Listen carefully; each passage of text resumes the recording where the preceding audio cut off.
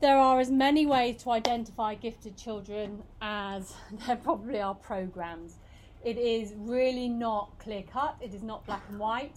So I'm going to try and give you an idea of the tools that are available for us. Now, some of the most important questions is to think about as we're going through. Why do you think identification has remained such an issue in the field of gifted education? How would you respond to somebody who questions the necessity of the gifted programming? Do you think being gifted is an advantage for students? And are you pro IQ or anti IQ? Hopefully by the end of this you'll have had your own opinions, and each and every one of you might have a different idea of how to identify gifted students, what you think is appropriate and what you think isn't appropriate. I don't think we've got time for that. If we've got time, I'll come back to that one. So, why or for what purpose is the identification attempted? And this is a huge question. Why are we trying to identify these children in the first place? Is it for them to go into gifted programs? Is it for them to be accelerated? Is it for extra funding? Is it for them personally? Is it for you as an educationist? Is it for me as a parent? Now, why are we labelling these children? And then, of course, the how can gifted and talented students be identified? We know it's more than just IQ, but what other questionnaires? How else do we identify somebody who's good at sport, at leadership, at music? What else can we do to get as many of these children identified as possible? And then, as we were talking, they've just gone out. You know, at what point in time? At what developmental stage are we looking at? Should we, routinely screen all 3-year-olds or 5-year-olds or 10-year-olds? When do you develop into somebody who's got a gift and a talent? Do you stay gifted and talented all your life? Do you grow out of it? Do you grow into it? So many different questions that need to be asked. It really isn't an easy thing to talk about. So really, I shouldn't, before I do that. Why and for what purpose do you think we should be identifying them? And I suppose the most important reason really is for future innovation. We need these children to create products, services that will improve our lives, to generate ideas, to find solutions to social, economic and environmental issues. That's one of the reasons. That's probably globally the most important reason, but there are so many other reasons too. The issues with identifying them, some people believe that these children don't need identification at all, they can make it on their own. Why are we identifying them? It's elitist. If you remember back to the week before last. Our culture, where we go to school, our families all play a major role in, do you want your child identified? Does your school identify? Does it have the facilities to cope with gifted and talented children?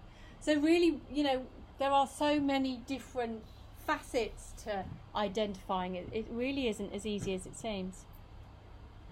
And this leads to invest in an understanding of how we can deliberately cultivate these children's talents. How do we go about it? How do we find these scientists, these entrepreneurs? What do we need to do? What do we need to invest in? So identification.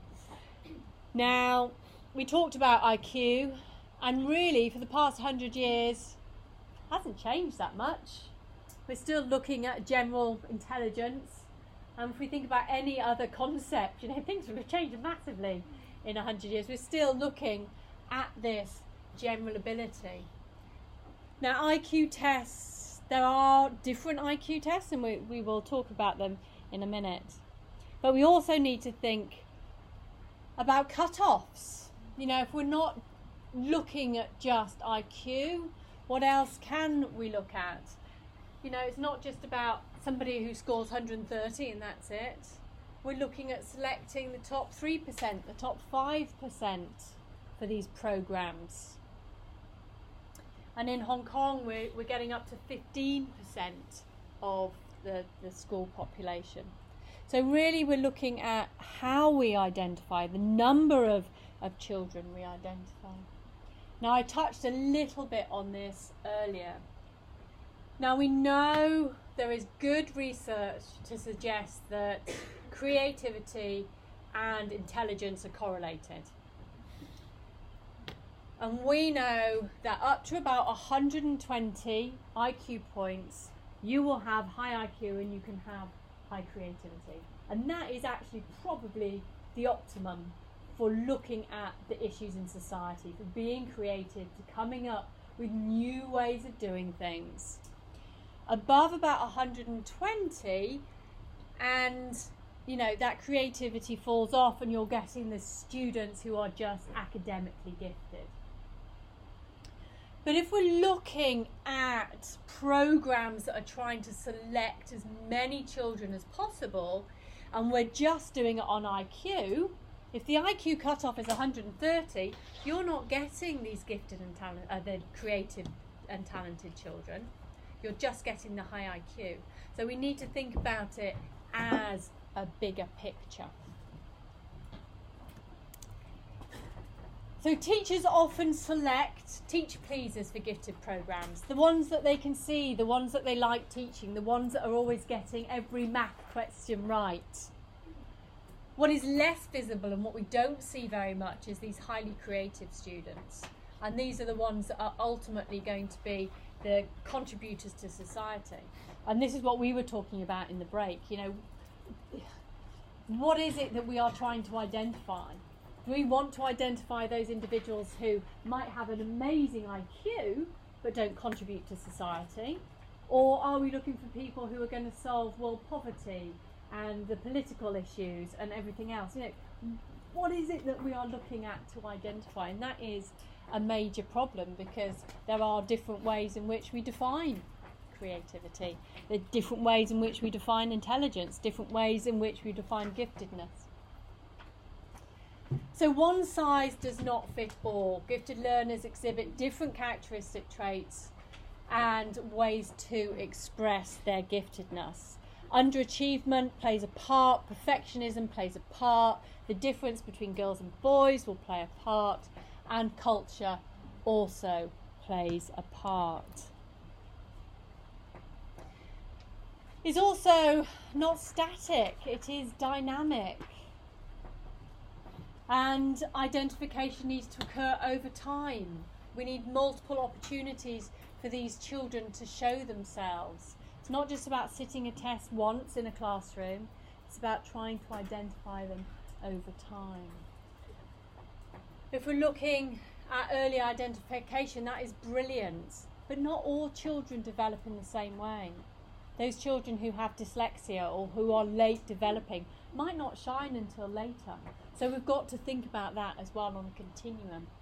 And of course we've got to look at the reliability and the validity of measures. Are we measuring what we want to measure?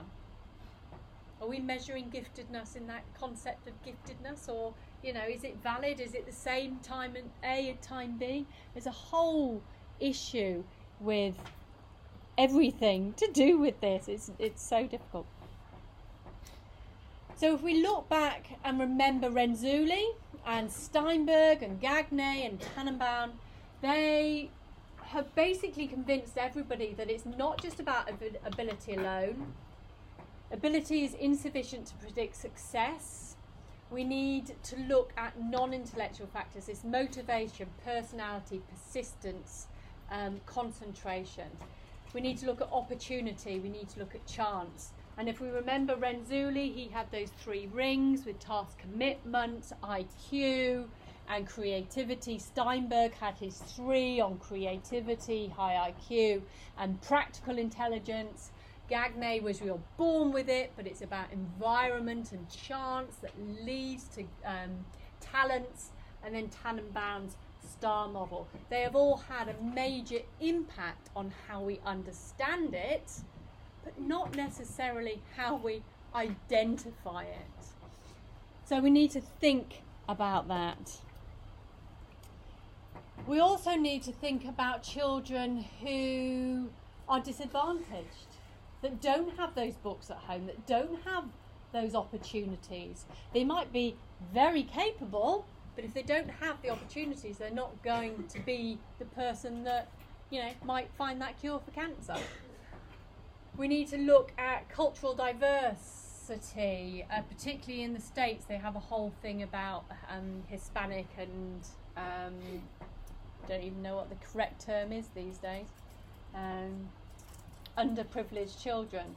Disabled children. Just because you're in a wheelchair doesn't mean to say you're not going to have an amazing IQ. Females, and we do a whole lecture on that when we look at underachievement, females and culture. It's online, it's quite interesting. And the underachievers, those who are capable but don't. Lots of different issues. So identification of gifted and talented, minority, economically disadvantaged and culturally different students is a real sensitive issue.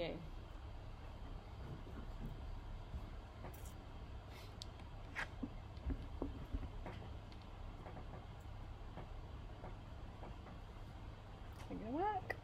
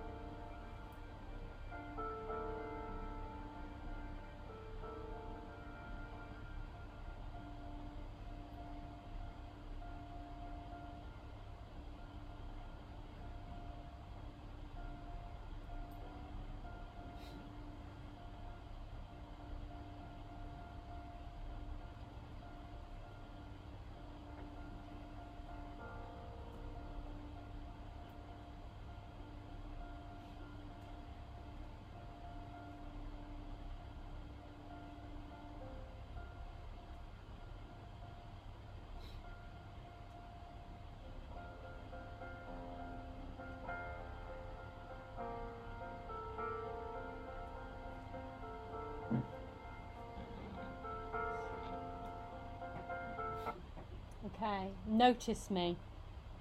You guys are in the position to take each and every one of those children. It doesn't matter if you're black, you're white, you're old, you're young, you've got long hair, short hair, male or female. You guys can go and do the research. You're in the position to be the ed psychs, to work with these children, to get them to be the people that they can be, their potential. And when we get back to Dabrowski and, you know, that developmental potential of each and every one of them. So these new models have come a long way in our understanding and helping hopefully identify all of these children that really go beyond just IQ.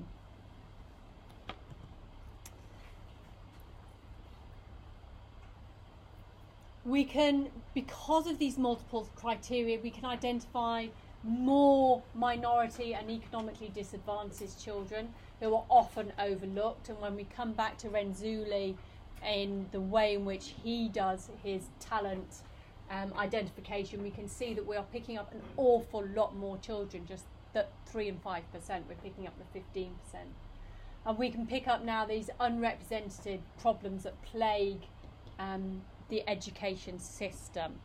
We can really identify far more children, and the way in which Hong Kong does this very well in identifying children is with its definition. You know, the vast array of abilities that it considers as gifted and talented, the 6 different areas. In the UK, that just doesn't happen.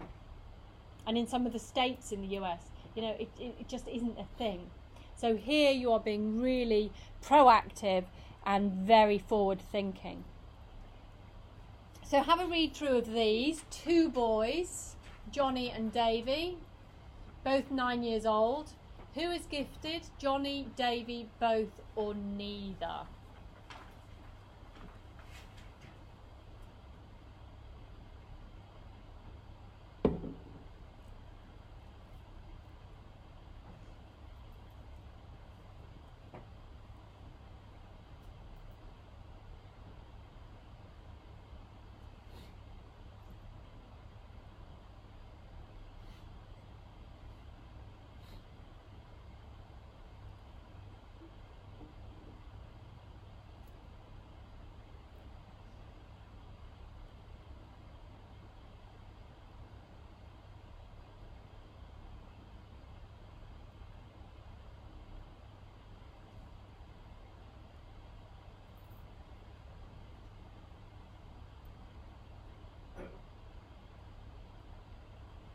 Right, what do we think?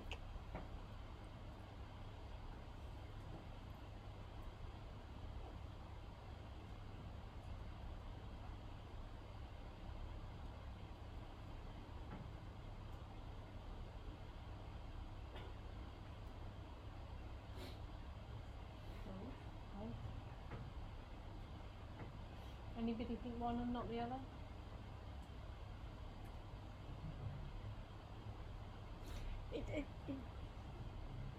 Who knows?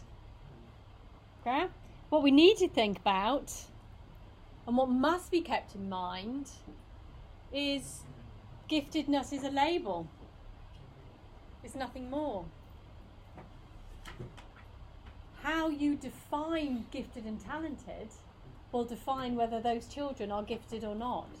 So the way in which we look at a cut-off, the way in which we look at Renzulli or Gardner, play a huge role in who is actually gifted and who isn't. We also need to think about, why is that? Oh, it's actually stopped entirely now.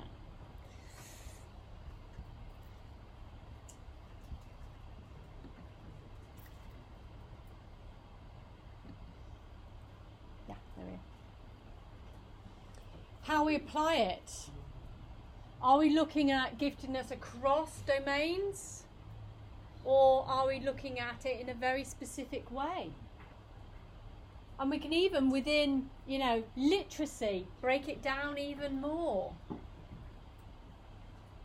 And again, that is very difficult then to identify and to label.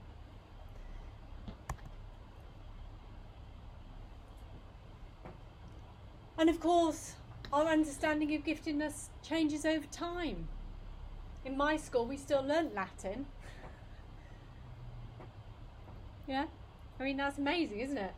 In today's society, you know, what is valued, what isn't valued? What are we looking for? Are we looking for great leaders? Are we looking for great engineers? And what we need in Hong Kong might actually be very different from what you need in Tanzania. So again, it's culturally loaded, how you define giftedness. And then lastly, are we looking at empirical tests? Do you need an IQ test? Do you need a test at all? Can it go on nominations? Your teacher, your parent thinks you're gifted. Is that good enough? You know, where are the boundaries? It's a very difficult question to answer. This is, it might work, might not work. Something out of Australia.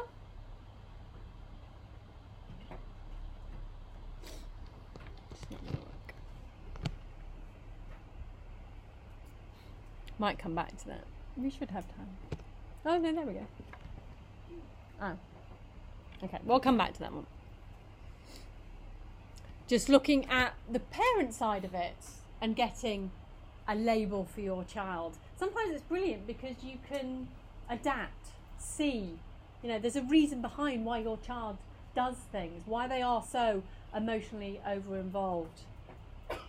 So sometimes labels are good. Okay, so what tools do we have?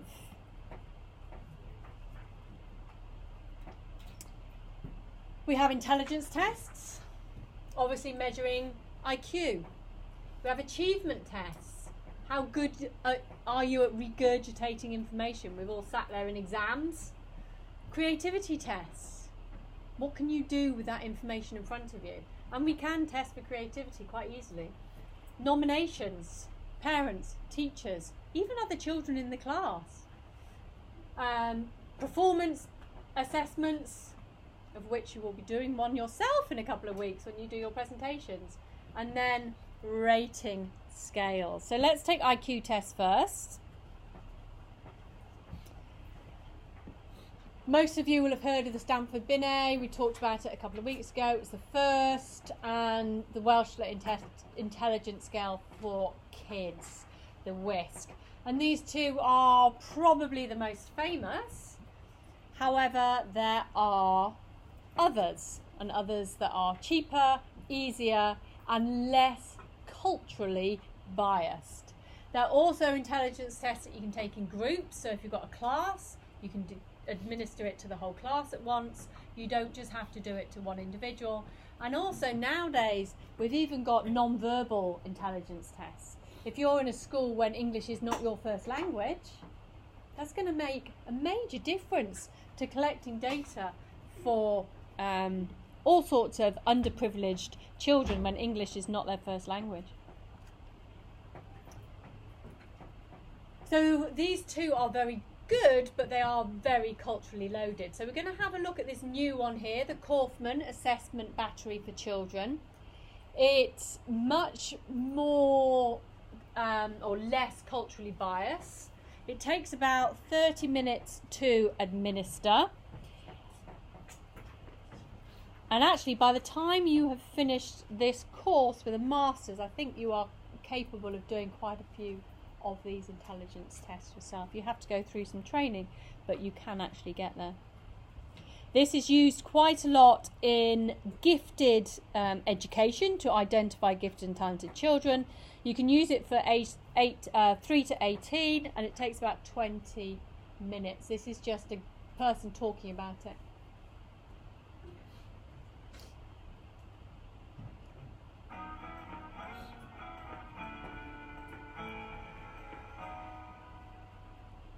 Hi, I'm Karen Quinn, co-founder of testsThe, and let me guess, you have a child who will soon be taking the KBIT-2, and you want to know more about that test. The whole point is the test. The KBIT-2 is an individually administered test of verbal and nonverbal ability that's used for children ages 4 and older. It can be given very quickly, in about 20 minutes, and it's often used to screen for gifted children. Sometimes schools actually place children into gifted programs if they score well on the KBIT-2. In other schools, the child must first do well on the KBIT-2 to qualify for further testing required to get into a gifted program. The verbal portion of the test has two types of questions, verbal knowledge and riddles. The nonverbal portion is made up of matrices that assess fluid thinking skills or the ability to solve problems by perceiving relationships between shapes and figures and by completing analogies. Here are some examples of the types of questions a child might see on the KBIT-2. This is a figural matrix or visual analogy question, which is one of the most common types of questions found on any intelligence test. The child must decide what the relationship is between the figures on top, then choose an answer that goes into the empty box that will create the same relationship between the two figures on the bottom. Here, the second answer is correct. Hope you all got There are verbal knowledge questions on the KBIT-2. Here the child is shown 6 pictures and asked to point to the one that best represents the word mentioned. In this case, the child would be asked to point to molding. D is the answer. There are also riddles on the KBIT too. Because it's very For example, what is a person called when they go on trial and the jury decides after hearing all the facts of the case that he or she committed the crime? The answer is guilty. These are just a few examples of the types of questions that are on the KBIT-2. The questions are easier for younger children and they become quite difficult for older kids. If your pre-K to 6th grader is taking the K... Okay, we'll leave it there. So, what happens if your kid's got dyslexia? What happens if English is not their first language? That skews it. Very difficult to do an IQ test if, you don't understand the question. So the Raven's Progressive Matrix is one that I really like, and quite a few people use it. And it is all based on these abstract, novel problem solving. So what comes next? A, B or C? Yeah.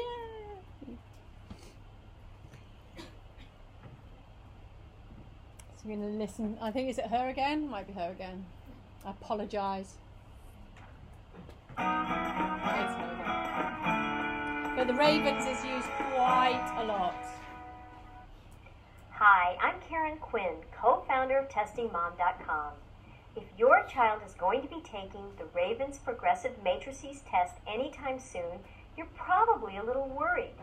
What is this test like? How will my child do? What if my child isn't good at spatial reasoning or puzzles? The Ravens test is a visual spatial reasoning test that is often used to screen children for gifted and talented entry. It takes about half an hour, it's multiple choice, and no reading is required. For each section of this test, children start out with easier questions and they keep going until they miss 4 or 5 in a row. Let's look at the types of questions children might see on a Raven's Progressive Matrices test.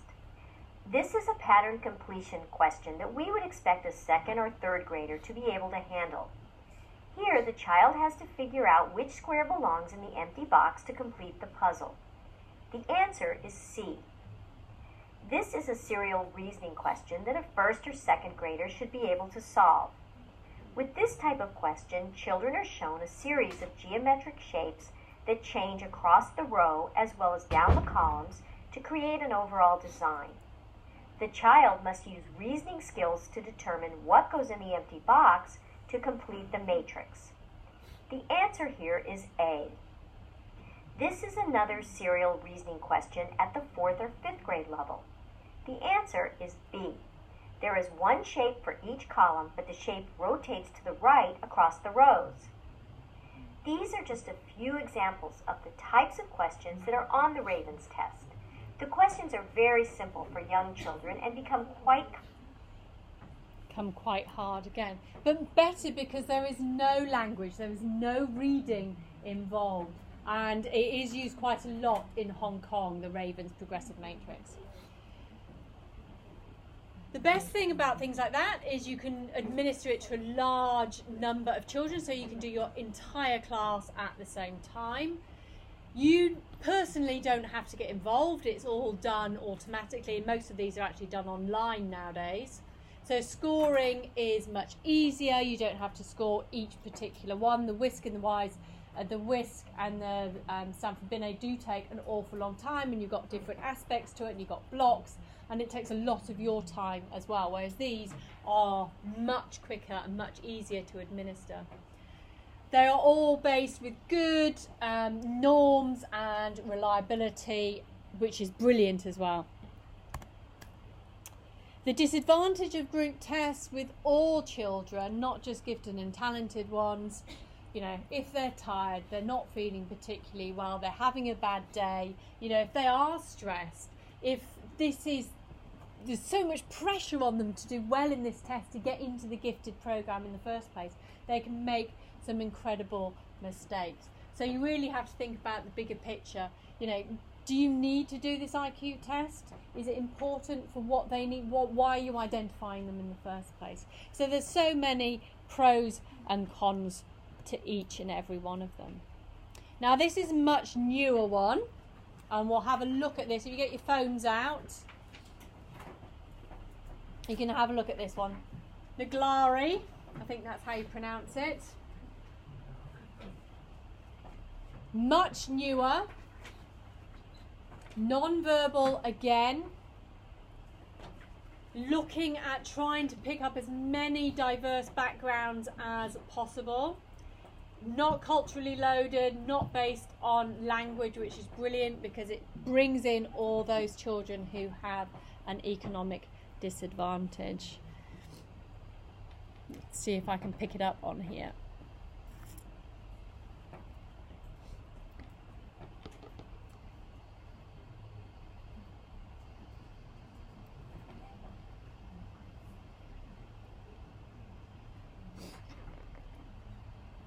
Oh, it just takes you to the present.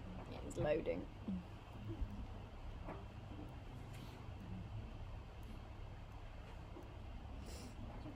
There's some examples if you want to have a... Oh, you can't see. Hold on.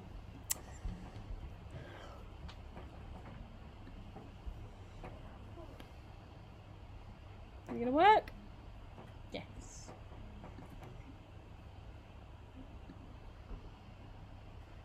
Okay. So have you done the first one?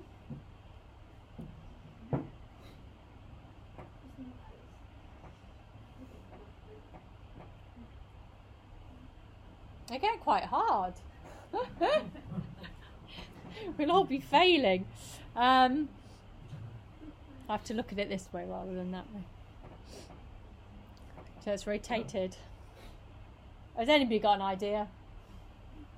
It's not just me that's being totally stupid.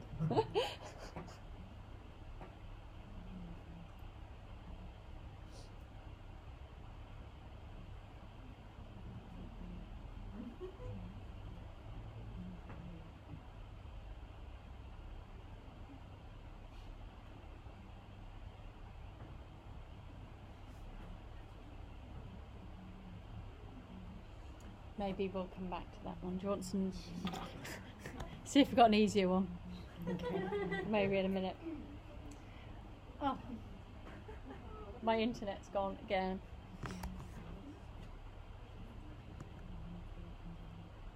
There we go. So introduced in 97, but revisions have been made 2007 and 2008. Here we go. These are a bit easier. So the test is, oh, here we go. The test for children on 5 different cognitive domains. So the first one is this pattern completion. So rabbit, carrot, rabbit, carrot, rabbit. We can do this one. Okay. Butterfly, frog, bee, butterfly, frog, bee. Yay. Maybe we needed to start at the beginning. Okay, then it goes on to reasoning. So what's the relationship between these geometric shapes? So outside, inside, outside, yeah, inside, D. And then we get sorting and classification. Oh. There we go. Oh, nice. Sorting and classification.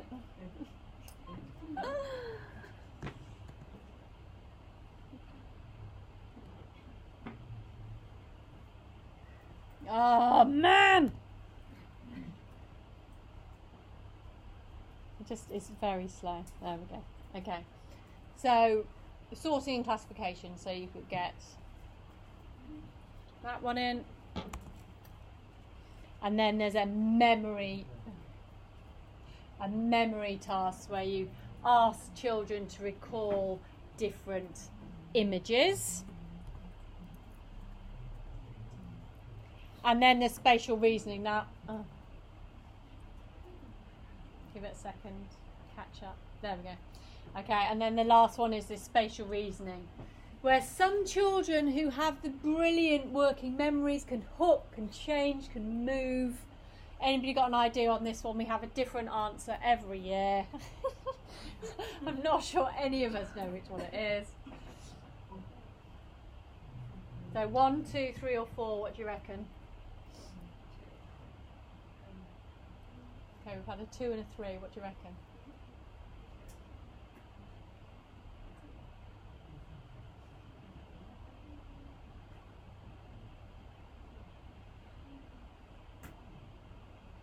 So it's either grey at the front with 2, like it can't be, so it's got to be that one at the front.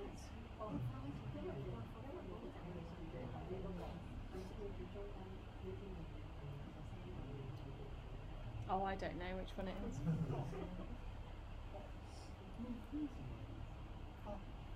4.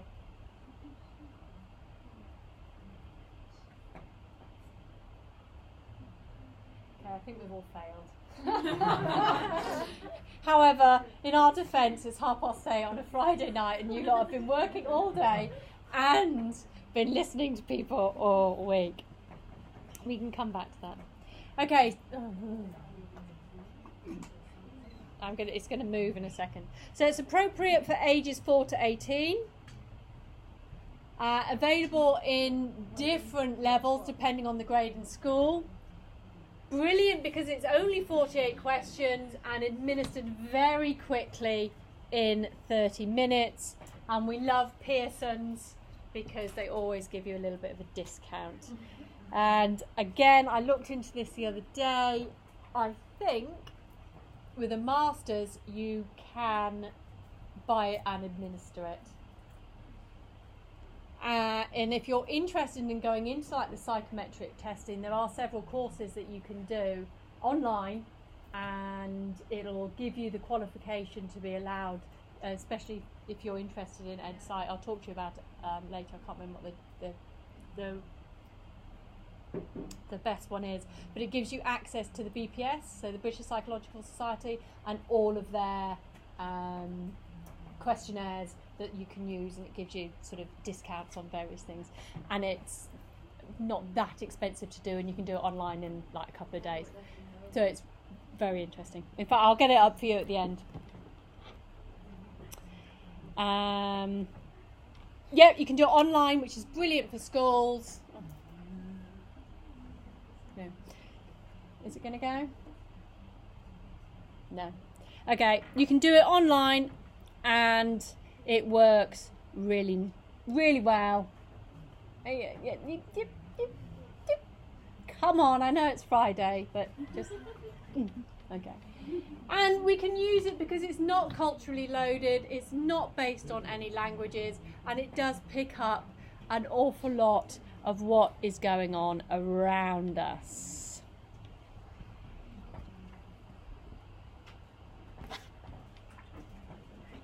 I'll give up. Okay, it's got great empirical research, its validity and reliability is pretty, yeah, there we go. So it is something to look out for in the future.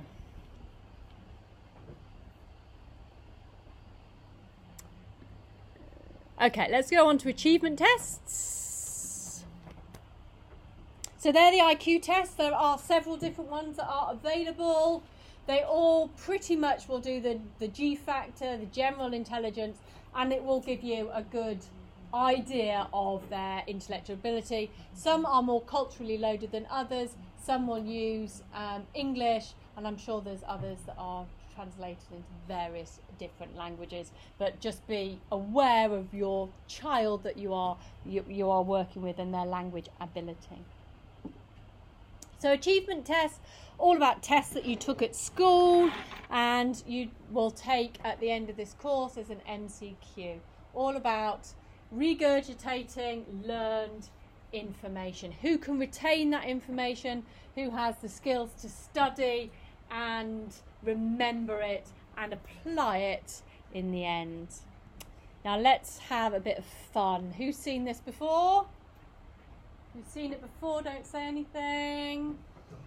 Okay, creativity test. Can you think differently? Can you see things in a different way? affix the lit candle to the wall so that it will not drip wax onto the table below. How do you affix the candle to the wall, which is a light, which is dripping candle wax everywhere, to the wall with everything that is on the table?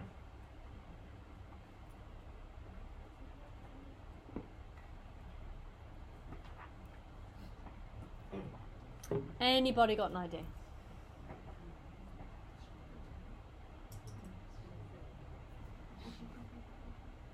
Okay, think divergently, think outside the box.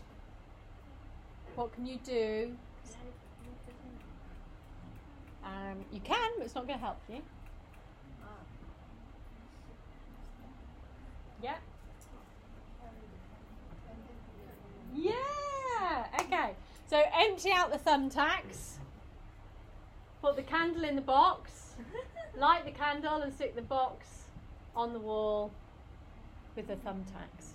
Yeah? So empty the box, put the candle in the box, attach the box to the wall. So there's lots of different things in which, and we will be doing quite a few of these in the upcoming weeks.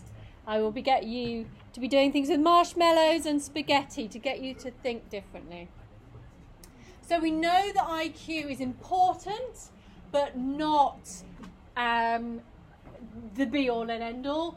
We need to look at children's creativity. The creativity and the intellect is what is going to be, you know, the thing that drives us forward socially.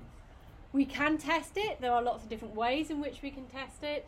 And maybe this is one of the most important aspects of gifted and talented. You know, it's not just about research. You've got to have that idea in the first place.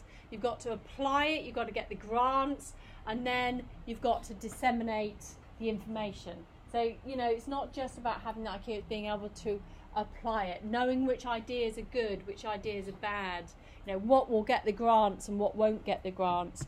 So there's a lot more to gifted and talented. Here we go. Outstanding researchers must be creative in generating their ideas, their theories in the first place by putting these different ideas, reading journal articles and going, oh, that's a good idea, that's a good idea. Can we combine that? How do we do the research? You know, can we write it as well, and can we disseminate it?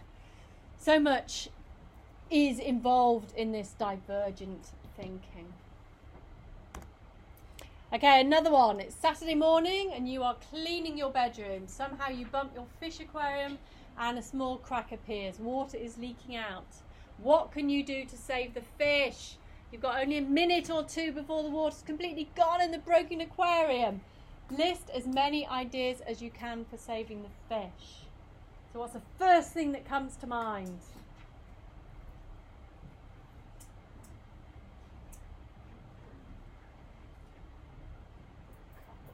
Yeah, cover it with what? What have you, your hand. What else could you cover it with? Towels. Simply pick up fish. Yeah, think about it from a different point of view. So you might have a cup, yeah? And you can scoop them out. So you get marks on the different ways in which you come across these. And this is a written test. We have drawing tests as well. So you can make meaningful pictures out of these below. So take one of these very quickly, just 3 minutes or so, and see with one of the shapes the most elaborate drawing that you can come up with. Make a meaningful picture out of one of these forms. Just take 5 minutes. You can think about it in your head, or you can draw it if you've got a pen and a piece of paper. What can you come up with?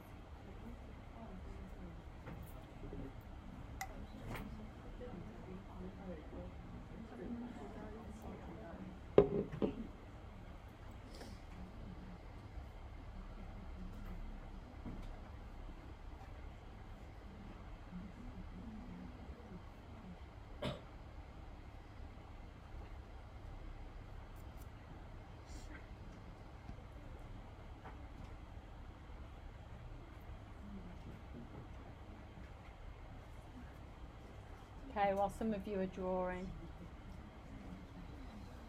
And there's actually ways in which you can measure your drawings and your ideas. And we'll come back to this when we talk about creativity. But the number of ideas that you come up with, the different types of categories of ideas that you come up with, they call this flexibility. And then the originality of your ideas, how unique it is. And you get more and more marks depending on how unique, how flexible your idea, and the fluency. So we're only using these ones? You can just pick one. Oh, yeah. And then Make a picture. And Torrance tests of creativity. We'll show you a few of them. Okay, the ones that are, I think, are pretty funny that you can find on the internet. So, hello.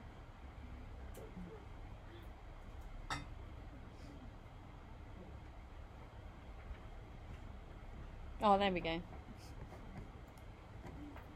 Okay, so taking this shape here, he came up with a little dinosaur. And you also have to label your drawings. And you can get marks for what you actually call it, your creative titles.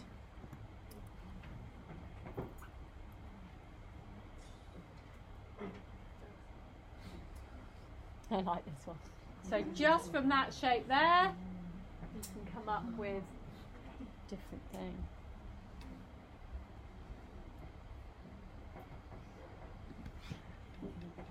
And then the scoring procedures. You know, does it show emotion? Does it have a storytelling side to it? Is there movement in it? What's the title like? Is that expressive? So there's lots of different ways. You even get marks for humour and imagery and fantasy. And we'll go into this in more detail when we look at creativity. Okay, we're going to look at two more things, nominations and rating scales. Nominations. Teacher nominations, they can be formal or informal. It might be just a case of who in your class is doing pretty well in maths. You know, can we think about giving them some differentiation, some different worksheets? Or it could be quite formal that you have to fill in some of these rating scales, which I can show you in a minute. Now, parents aren't used as much as they probably should, and for various reasons. We all think our little darlings are brilliant, don't we? But actually, parents know that their child was talking at 2 and walking early and, you know, having these amazing conversations and trees. And sometimes I think we do need to talk to parents more and give them more credit than we actually do. Classmates know an awful lot. I don't think we give them enough credit. You know, if you say, who would probably, if an alien came down, who would ask the most questions to this little alien? Who would remember the most details about the alien's visit? You know, who's the one that the children would know in that class? They've got a good idea of who tells the funniest jokes in the class, who's the best at maths, you know, who asks the most questions. And then by the time you get into high school, some children can actually say to the teacher themselves, look, I need extension in maths, I need extension in science, I'm bored, I need more input. So nominations can be teachers, parents, peers, and obviously themselves. And then performance assessments. We've all done the press-up challenges and the bleep tests and everything else that goes in PE. They look at a particular mastery in a subject in the educational setting. We're looking at demonstrating knowledge, we're looking at demonstrating skills in predominantly this non-written fashion. So it is a performance. And this could be playing a musical instrument, or demonstrating your skills in the chemistry, in the lab, in creating an experiment. Could even be something like creating a spreadsheet in a computer class. lots of different ways in which we can see the ability of the individual without having to do a written test. And then we look at rating scales. Now I've got the scale, and in fact I can show you here on the board. Renzulli does this scale for rating the behavioural characteristics of superior students. There's also the gifted rating scales, Baldwin identification matrix, Fraser talent assessment portfolio, Triactic abilities test, which is Steinberg, who we've talked about, and then there's Renzulli. Now I'm going to show you this one, and we're going to talk a little bit about Renzulli. Now this one is very well used. Again, it's Renzulli, and Hong Kong uses the talent pool identification. So we're going to look at those two in particular. Let's see if this will take me to the website.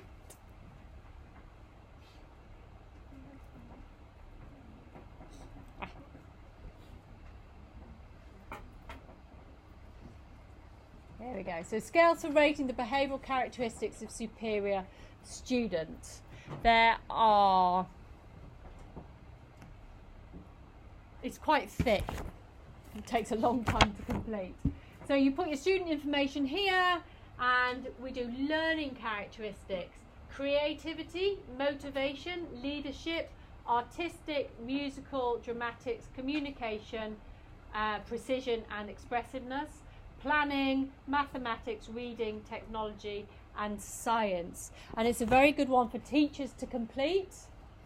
Every one has its own questions. So the learning characteristics you rate never, rarely, very rarely, rarely, occasionally, frequently and always. And each domain has a separate rating, so you can pick out the highest rating and you can see where your child is thriving, or maybe where they need a little bit more of, that input, a little bit more help. It's a very good one if you're in the classroom to do. Very easy, very quick.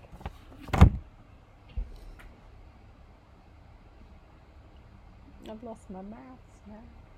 So learning characteristics, creativity, so imaginative thinking ability, never, very rarely, rarely, occasionally, frequently, and then all you do is add it up at the bottom, multiply it by the weight, and you've got your totals.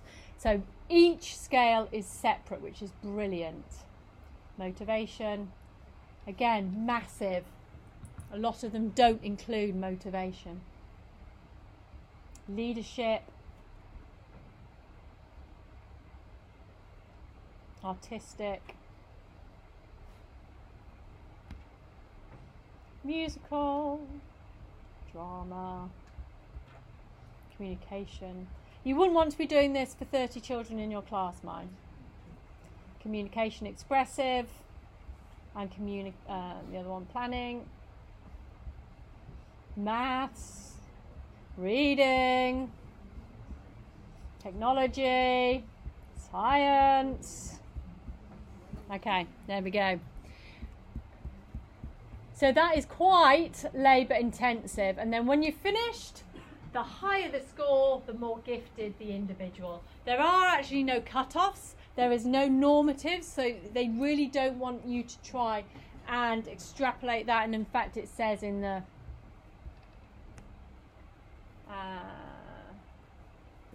you can develop your own local norms, but they aren't actually doing norms. That's not what it's about. It's about an individual child and how they are scoring.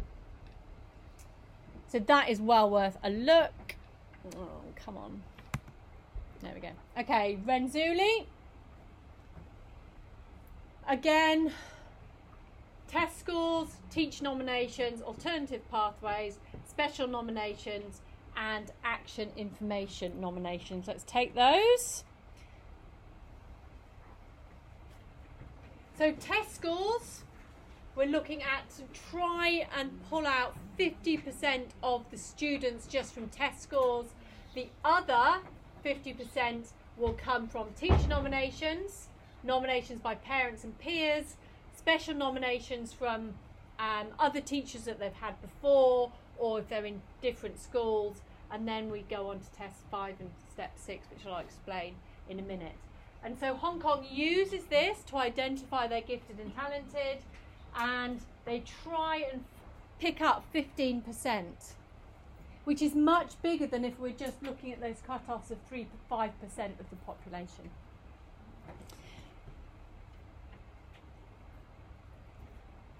So test scores, teacher nominations,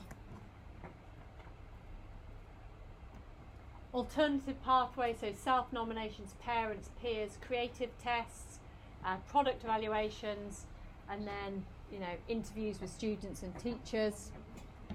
So trying to get as many individuals as they possibly can. Special nominations, so looking also at previous teachers, resources, recommendations, all sorts, just to try and get as many as these children through the doors as they can. So the real advantages of looking at a talent pool is that the more students have opportunity to participate. It is flexible and multidimensional. Identification is all year round, constantly looking at children. Motivated students are self-selected, reduces the chances of elitism. It's not just those who are scoring really well on particular tests. It includes parents, it includes teachers, it includes peers. And there's no sort of need for hard and fast decisions. It's across the board. And just not just about IQ. We can look at multiple criteria. And if we look at Hong Kong, I've given you some QR codes. How do you identify gifted students? Back in the 80s, we were looking at just IQ tests and this general ability, and looking sort of at age 6 to 7. Now we're looking at a broad approach. Teacher nominations, parent nominations, peer nominations, and self-nominations, as well as IQ tests. And if you look at this document, you will find links at the bottom to a little bit of background on the mission of identification guidelines.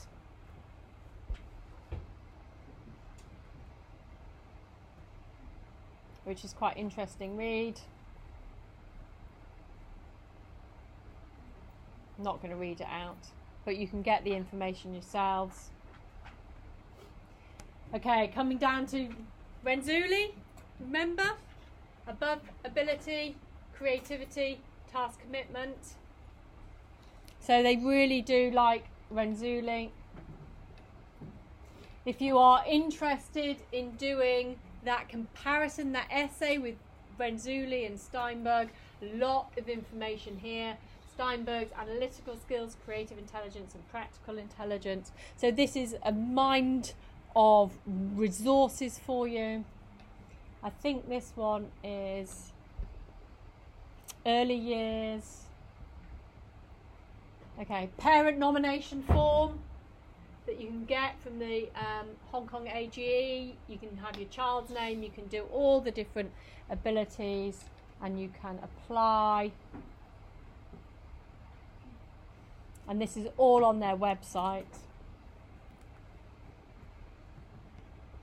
And then the last one is the student form and nominations. Okay, so there is lots of information on the Hong Kong AGE if you want to go and have a look about how it is identified within Hong Kong. If we look at the tier system, we looked at that last week.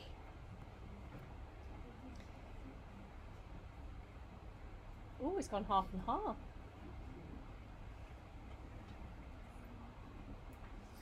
Okay. So if we look at level 1 schools, identification isn't required. If we're looking at level B, the top 10%, level 1B, top 10% of the class.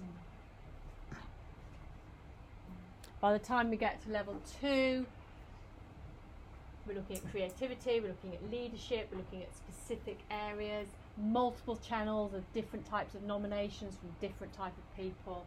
And then level 3, we are looking at 2 to 3% of students, and these are students with the outstanding achievements. These are usually the ones who get pulled out to do the outreach programs at Hong Kong U and Baptist U, and here at Poly U we also have courses, programs for gifted and talented students. So the goals of identification.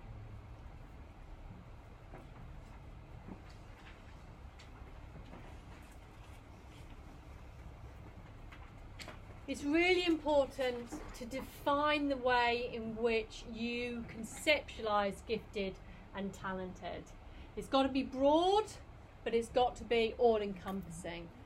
I think we need to move away from this single cut-off and look at creativity, look at leadership, look at all the different areas. Recognise that intelligence is multifaceted. You know, Gardner plays an amazing role in understanding intelligence, and we'll look at Gardner when we look at models, curriculum models next week. We need to use separate instruments. It's not just one test. Look at nominations, look at parents, look at teachers, look at the class. You know, get teachers to fill in some of these rating scales. Get as much information on these children as you can. And it's almost like a portfolio. If ever you've applied for a scholarship somewhere, you know, getting as much information as you possibly can about these children.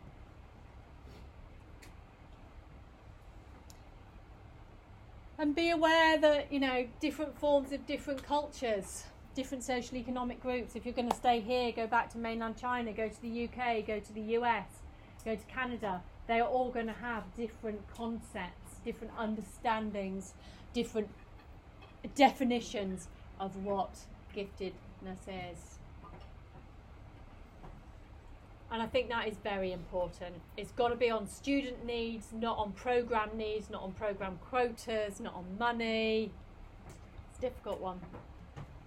You've got to repeat the assessment over time, identify any students that have fallen through the loops, try and get as many as you can, promote collaborative efforts among teachers. It is paperwork for them. They've got a heavy load as it is, and you're asking them to do even more. So bear that in mind when you're asking them to fill out forms.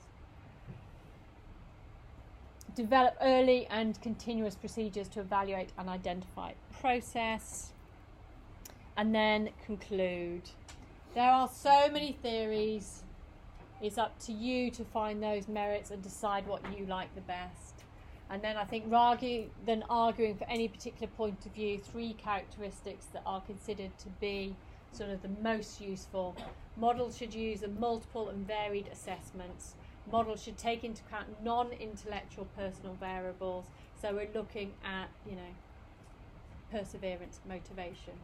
We're looking at chance. We're looking at models should take into account contextual variables, culture, socialisation. There's probably no unique right way to identify children as gifted. There are multiple ways to identify these children. So just with a few moments to go, 15 minutes or so, what do you think now, if you're going into the classroom, if you're going to go and be an ed psych, do you think identification, what is the issue in the field of gifted education? Do we identify them? Do we label them? Does labelling help? Does it hinder? Does it, do we label them with a high IQ? Do we label them as somebody who's got creative potential? I mean, what are we doing? What are we labelling? So why do you think identification has remained such an issue in this field of gifted education? And what does identification mean to you, really, I suppose? How would you respond to somebody who questions the necessity of gifted programming? You go to the UK, it's not there, there's no funding, it's elitist. So, But what about these children? We need people for society to move things forward. So how would you respond to somebody? Do you think being gifted is an advantage? Is it good or is it bad? Some of you will be gifted yourself. What problems have you faced? Is it stressful? Social, emotional issues that go with it. You know, is it an advantage? Is it difficult? And what's the cusp on that? Might be an advantage up to about 120, but anything over that might be really problematic. You lose your social skills, you know, you lose your friends. Is it worth it? It's difficult. And what about IQ testing? Is it worth it? Does it matter? It's a number. Does it help us understand these children better? I don't know. What do you think? It's too late and you're too tired. I think it depends on how are you using the IQ test, like the purpose. So what is the purpose? If you're just trying to put a label on it, it's not meaningful. But whereas if a child is maybe having needs to be clinically diagnosed with, then the number might be a reference for it. So It's very different. You know, are we better off looking at the social and emotional issues? Are we better off looking at their levels of stress and anxiety, their motivation, their perseverance? You know, let's think creatively about this. How do we help these children? What is it that they need the most? There's no right or wrong answer. I mean, I don't know. I'm just throwing it out there to get you to think. And, you know, if you are going to go into this area, how can we help them? Also, it's good for the children know their IQ test themselves because they can know. I think they can know more about themselves. Yeah, If maybe. if they done the IQ test, they get the result. It's not very important about the result. It's just let them to know more about themselves and then to be a good, how to say, be a good start to let them to believe themselves, to build up their self. Yes. So actually it might help self-confidence, self-esteem. As we In said. my case, I'm always so scared to take IQ tests. If like, Below. I know. But everybody. I don't mean so below, sure but about I'm this. always so scared to take IQ tests. What if the test score is like not at what I'm expected? Like I must do quit or what? Yeah. Like I would actually be scared to take the IQ test. And actually, some of those, like the way in which you have to rotate in your head, it's your working memory. I mean, if you can't manipulate things like that, and you haven't got the spatial awareness, you're not going to do well on an IQ test. So what is it actually measuring? I mean, it's really difficult. It is not a clear-cut black and white issue. But I think we do need to find these children. We do need to support them, and I think it's the support and getting them to be the person that they can be, their potential in whatever area it happens to be. And when we talk about twice as exceptional children, that gets even more complicated. Because how do you pick up those who are dyslexic or have got, I mean, how many characteristics looking at that are ADHD? Yeah? Really interesting, that comorbidity, you know, you've got your perseverance, you've got that dedication, you've got, I mean, so many children who have ADHD go on to do amazing things. That comorbidity. Right, I think you've all had enough. If you want to stay and discuss some more, please do. I can talk about this literally for hours. Bore you all to death. Next week we are looking at curriculum models. Is that right? Yeah. All rolling into one. And it's week 4! How exciting. Already. So next week we are going to do curriculum models. We are going to get you into your groups. I'm going to bring some of the stuff from last year to give you an idea of what other groups have done, and you can start really thinking about what it is you want to do. If you've got any questions or comments in the meantime, let me know. For those of you I see on Tuesday, we are doing autism. One of my favourites. Right, have a good weekend, guys. Have all of you done the QR code for EdTool?